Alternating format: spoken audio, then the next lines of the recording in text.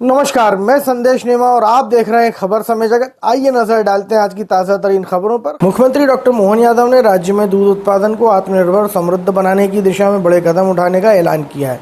उन्होंने कहा कि ये प्रदेश के लिए गौरव की बात है कि सरकार ने सिर्फ कृषि और पशुपालन को प्राथमिकता दे रही है, बल्कि दुधारू पशुओं को बढ़ावा देने के लिए व्यापक योजनाएं लागू कर रही है। मुख्यमंत्री ने बताया कि राज्य में कामधेनु योजना के अंतर्गत आधुनिक गौशालाओं का निर्माण किया गया, जिनमें से कई डॉक्टर भीमराव अम्बेडकर के नाम पर स्थापित की गई हैं। इन गौशालाओं का उद्देश्य केवल पशुधन संरक्षण ही नहीं, बल्कि दूध उत्पादन ग्रामीण आजीविका को सशक्त बनाना है।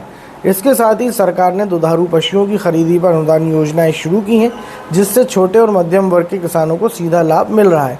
मुख्यमंत्री ने कहा कि ये पहल राज्य की आर्थिक स्थिति को सशक्त बनाने की दिशा में अहम साबित होगी। डॉक्टर यादव ने यह भी बताया कि हाल ही में हुई कैबिनेट बैठक में कृषि सुधारों को लेकर किसान आधारित नीति की घोषणा की गई, जो आने वाले समय में खेती, किसानी और पशुपालन को नई दिशा देगी।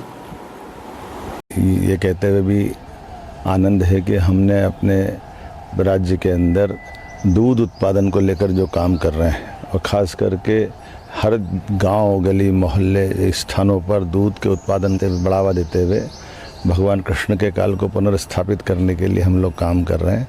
आइए हम सब किसानों की बेहतरी के लिए, गरीब आदमी को रोज़गार के लिए, पोषित कुपोषित इन व्यवस्थाओं से अलग हट करके हर घर में अगर दूध मिलता है तो ज़िंदगी अपने आप बदलती है।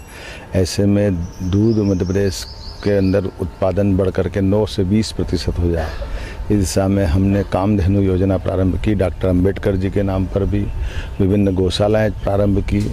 गोपालन और दूध उत्पादन से जुड़े दुधारू पशुओं को बढ़ावा देने के लिए सरकार ने अनुदान प्रारंभ किया है। हम सब प्रयास कर रहे हैं कि हमारे राज्य की बेहतर से बेहतर आर्थिक स्थिति कैसे बने, उसी सिलसिले में हम लगातार काम कर रहे हैं। कल ही मध्य प्रदेश सरकार की कैबिनेट से हमने कृषि, खासकर किसान आधारित नीति का अनाउंसमेंट किया है। हमने ये चारों चैप्टर एक तरह से यशस्वी प्रधानमंत्री की भावना के अनुसार पुनर्स्थापित करने का प्रयास किया। किसानों की आय बढ़ाने के लिए पशुपालन, कृषि उत्पादन, कृषि के प्रसंस्करण की इकाइयाँ, औद्योगिक इकाइयाँ, मत्स्य पालन, सभी प्रकार के क्षेत्रों से किसानों की आय कैसे बढ़ सकती है। हमारा राज्य कृषि आधारित राज्य है, स्वाभाविक रूप से इसमें बहुत संभावना है और हम पूरी ताकत के साथ इस दिशा में आगे बढ़ रहे हैं। मेरी अपनी ओर से सब किसान भाई बहनों को बधाई। तो ये थी मल्हारगढ़ से महेश मरेठा की रिपोर्ट। ऐसी और रोचक खबरों के लिए जुड़े रहिए खबर समय जगत के साथ। नमस्कार।